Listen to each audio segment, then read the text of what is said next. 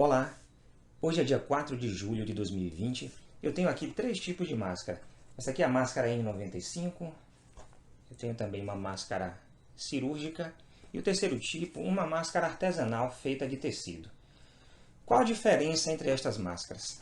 A N95 e a máscara cirúrgica são desenvolvidas para uso em serviços de saúde. As máscaras de tecido para uso comunitário.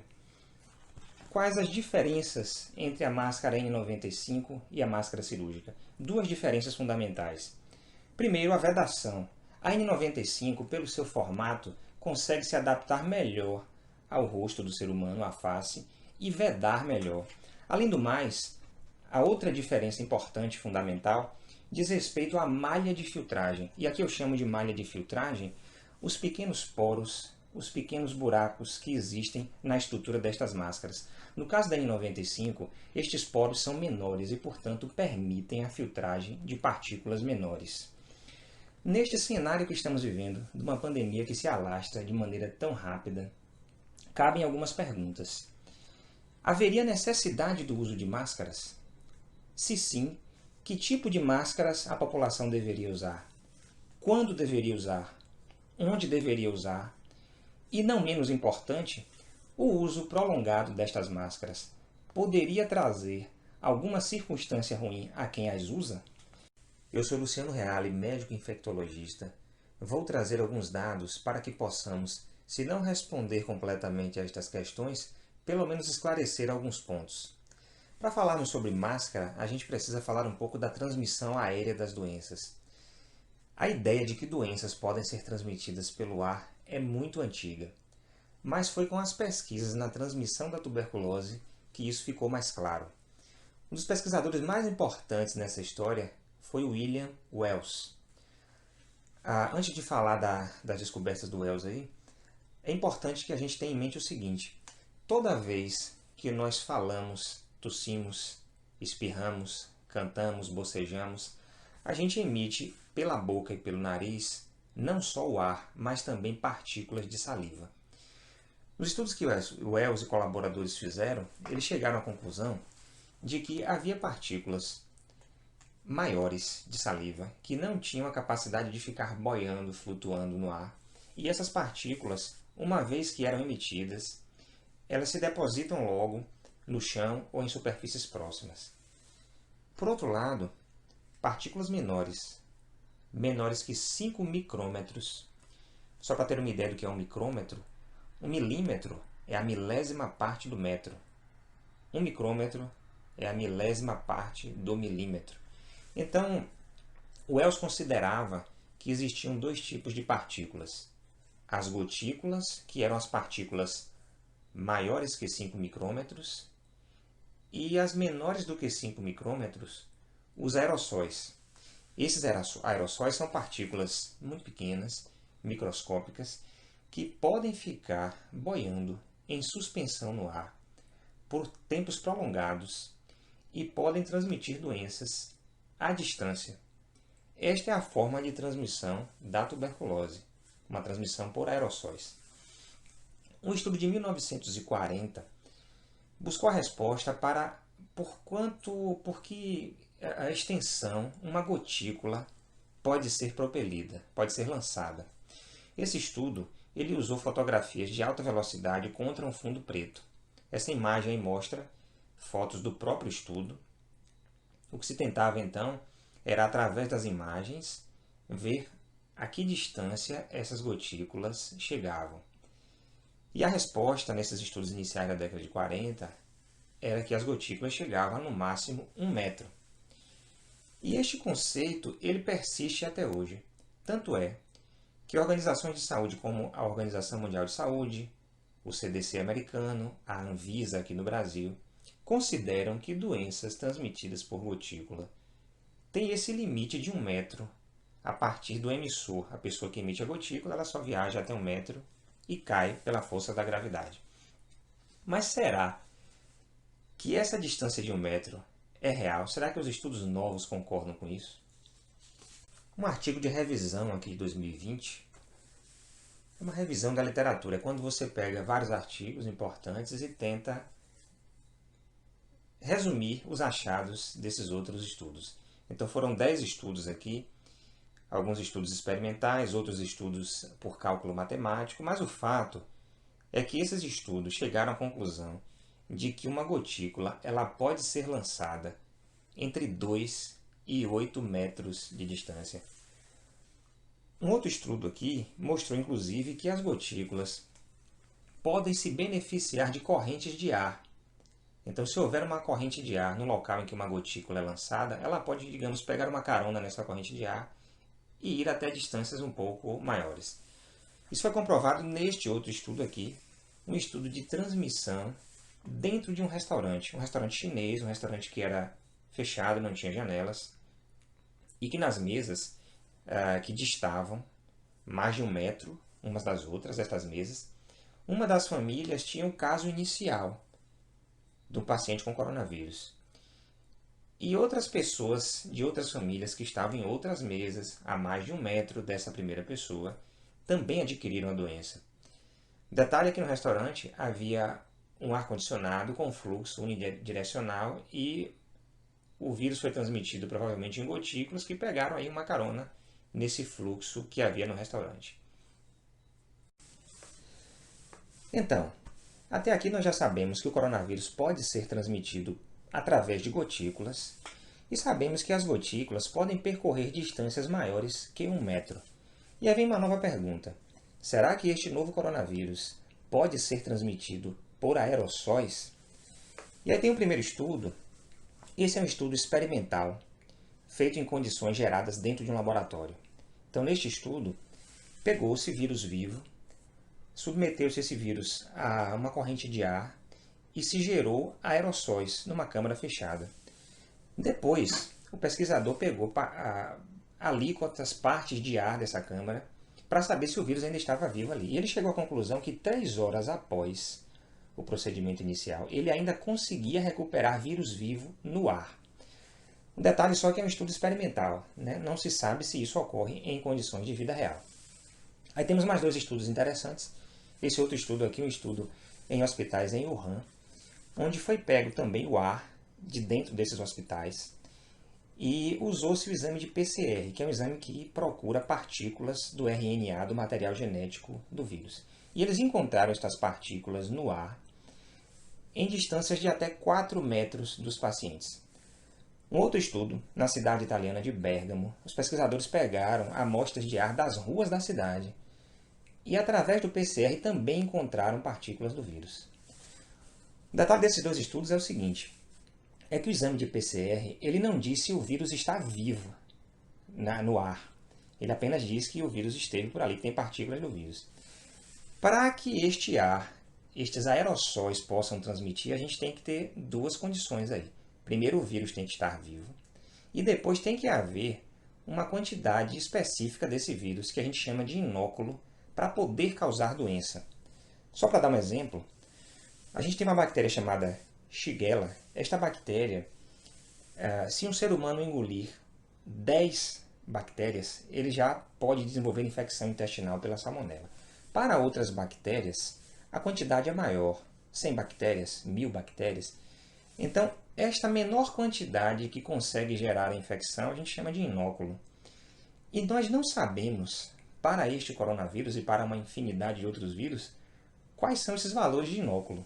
A gente não sabe se um único vírus presente no aerossol, um único coronavírus poderia causar, ou precisaríamos de 10, ou de 100, ou de 1000.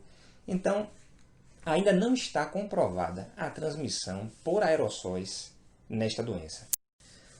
Agora veja, independente de que partícula seja, gotícula ou aerossol, todas estas partículas são geradas, saem do corpo humano, ou pela boca ou pelo nariz, quando nós falamos, quando nós espirramos, tossimos. Então aí vem uma pergunta.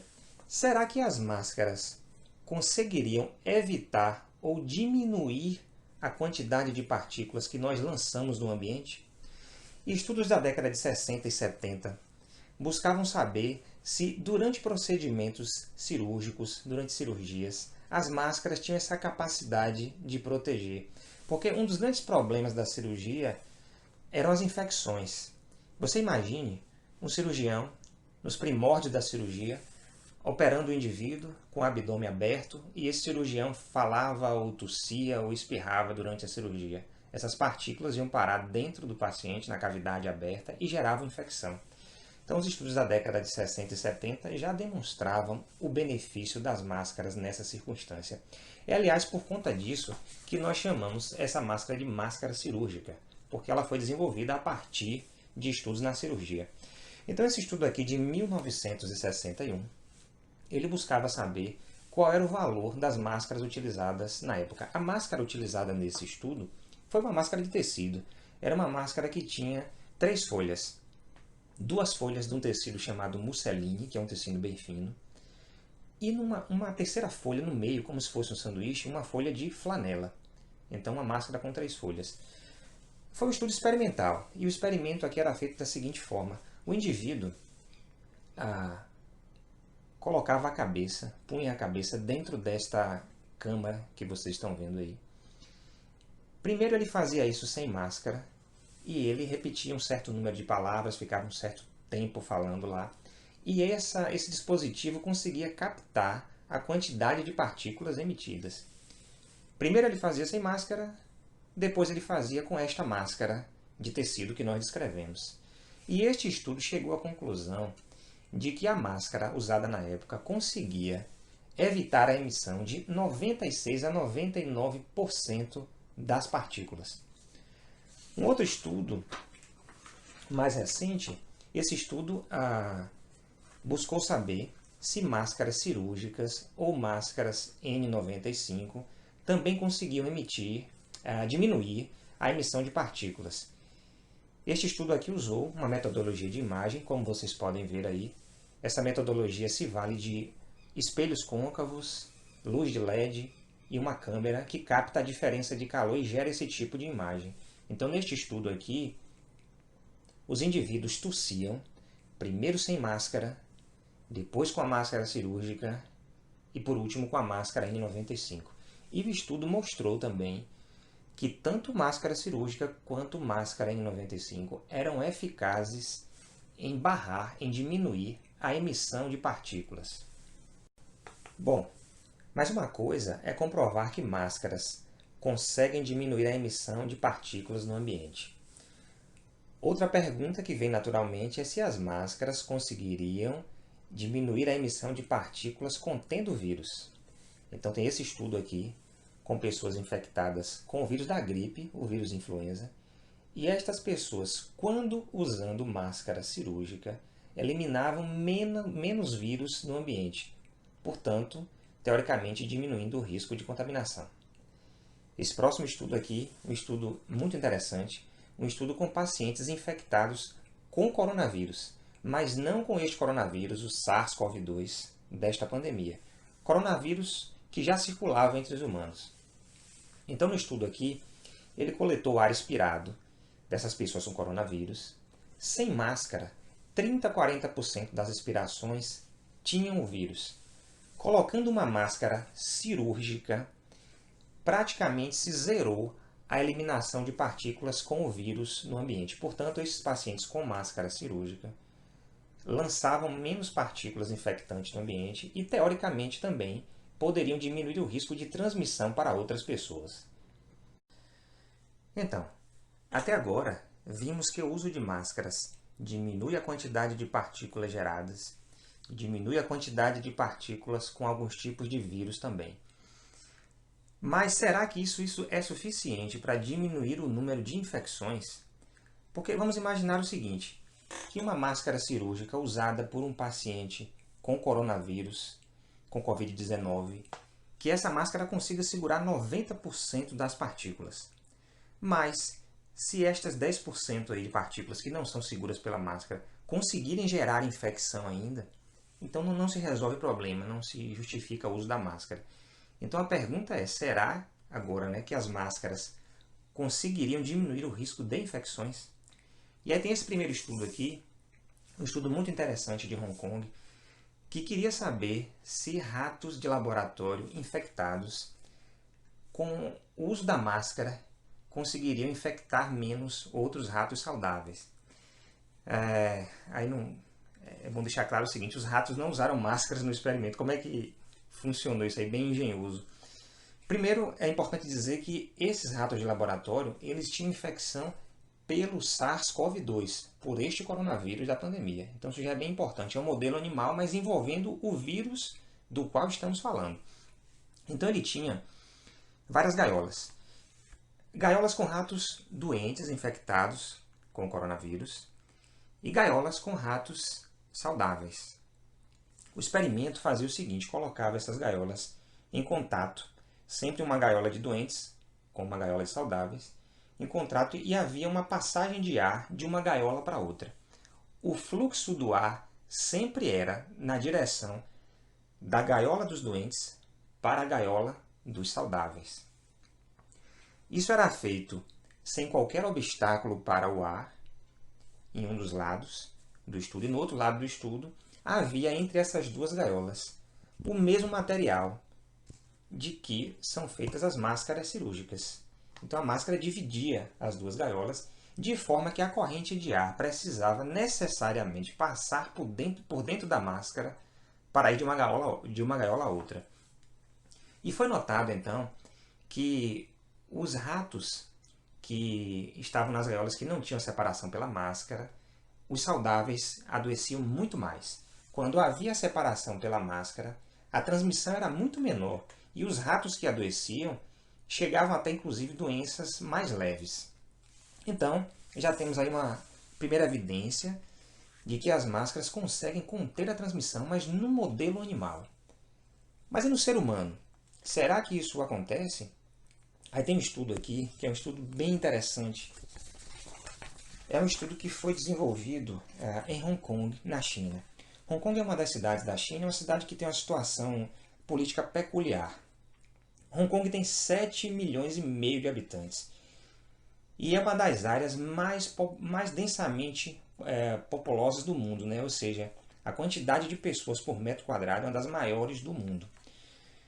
Hong Kong, só para a gente caracterizar historicamente aqui, Hong Kong em 2003 passou pela epidemia de SARS, que também foi causada por um coronavírus diferente desse. Lá em 2003, Hong Kong teve 299 mortes naquela epidemia. Então isso deixou a população de Hong Kong em estado de alerta esses anos todos, né? É aquela história, cachorro mordido de cobra tem medo de linguiça. E aí as pessoas em Hong Kong já usavam máscaras em lugares públicos.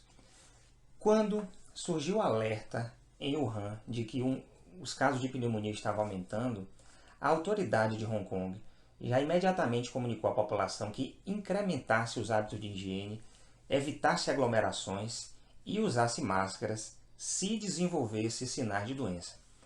Quando surgiu o primeiro caso de coronavírus em Hong Kong, de Covid-19, a população espontaneamente aderiu ao uso de máscara de maneira generalizada. Então esse estudo ele buscou comparar a quantidade de casos, a incidência em Hong Kong comparado com outras cidades da América do Norte, Europa e Ásia. Essa comparação foi feita nos primeiros 100 dias, né, do surto. E aí se chegou à conclusão, no estudo aqui, eles calcularam o percentual de pessoas em Hong Kong que estavam usando máscaras. E essa taxa foi calculada em 97% da população usando máscaras. E ele chegou à conclusão, na comparação com esses outros locais, que Hong Kong teve muito menos casos. Mesmo na comparação com Singapura, que tem características parecidas com Hong Kong ainda se deu melhor. Para vocês terem uma ideia, hoje, dia 4 de julho, Hong Kong está lá com os dados de 1.260 aproximadamente, 1.260 casos e apenas 7 mortes. Então o estudo ele traz isso como evidência, né, de que, claro que Hong Kong não usou apenas máscara, outras medidas importantes também foram feitas. Mas o estudo chama a atenção para a evidência de que o uso de máscara de maneira generalizada por uma população pode sim controlar as taxas de contágio e, consequentemente, o número de mortes.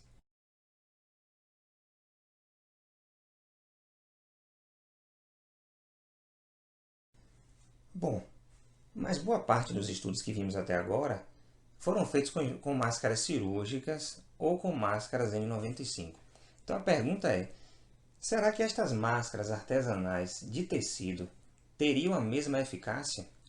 É bom lembrar que essas máscaras de tecido foram as primeiras usadas na história e que ainda hoje são usadas, inclusive em serviços de saúde de países pobres de Ásia e África. Então temos esse estudo aqui de 2008. Esse estudo comparou 3 tipos de máscara. Máscara PFF2, que é uma irmã gêmea da N95, a gente pode entendê-la como sendo uma máscara N95. Comparou a PFF2 com máscara cirúrgica e com máscara de tecido. Usava-se um dispositivo, como esse que vai aparecer na imagem aí.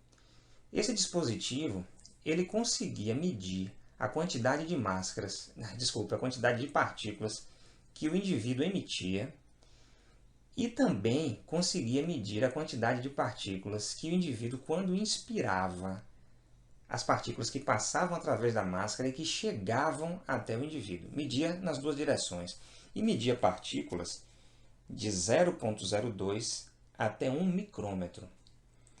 A conclusão do estudo é o seguinte, que todos os tipos de máscara, tanto a PFF2, quanto a cirúrgica, quanto as máscaras de tecido, foram capazes de barrar de maneira adequada as partículas, sendo que a PFF2 barrava mais, a cirúrgica era uma intermediária e a que menos barrava era a de tecido, mas que também conseguia diminuir.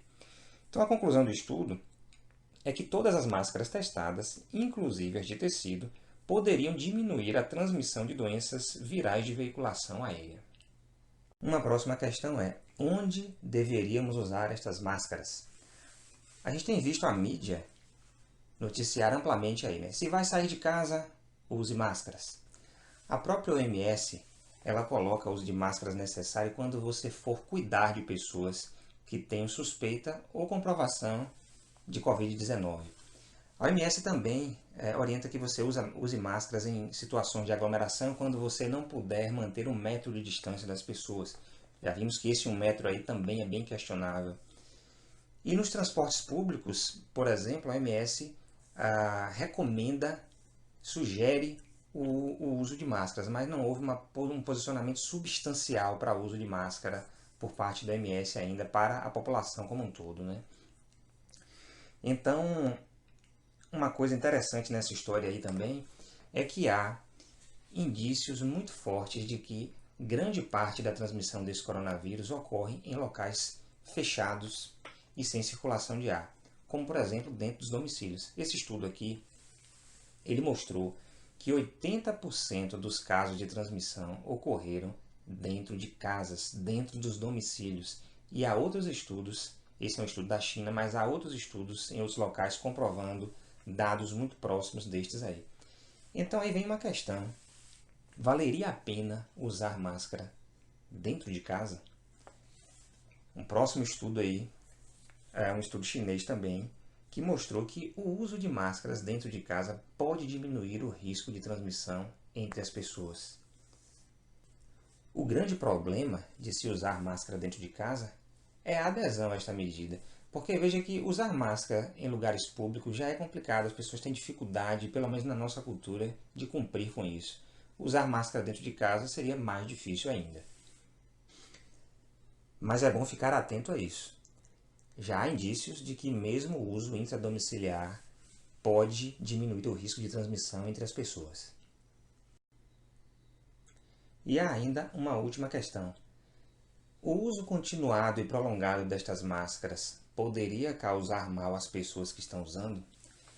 Bom, eu tenho 17 anos de profissão, nunca vi ninguém se queixar de um evento grave associado a máscaras. Mas é claro, é a minha observação isolada, né? Esse estudo aqui de 2008, esse estudo fez o seguinte, ele mediu a oxigenação no sangue de cirurgiões antes das cirurgias e no fim das cirurgias, usando para isto um aparelho que nós chamamos de oxímetro de pulso. Essas cirurgias duravam aí 3, 4 horas, cirurgias às vezes bem demoradas. E de fato, foi encontrado entre a oximetria antes da cirurgia e após o fim da cirurgia, uma queda da oxigenação no sangue. Mas uma queda tão pequena que sequer atrapalhou o desempenho desses cirurgiões. E no próprio estudo, os pesquisadores não conseguem atribuir essa queda ao uso da máscara, posto que uma cirurgia que dura 3, 4 horas é uma cirurgia que exige muito metabolicamente do indivíduo que está executando. Então pode ser que a queda nem seja devido ao uso da máscara. Quanto a eventos adversos, a situações ruins causadas por essas máscaras, a gente tem visto estudos mostrando dor de cabeça pelo uso prolongado, reações alérgicas, acne, espinhas, né?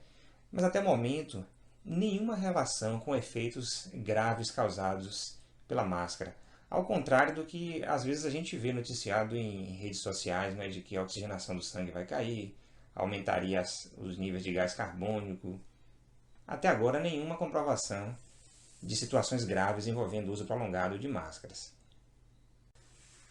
Bom, e para finalizar, as evidências dos estudos até o momento indicam que as máscaras podem ser eficazes para conter a transmissão deste coronavírus.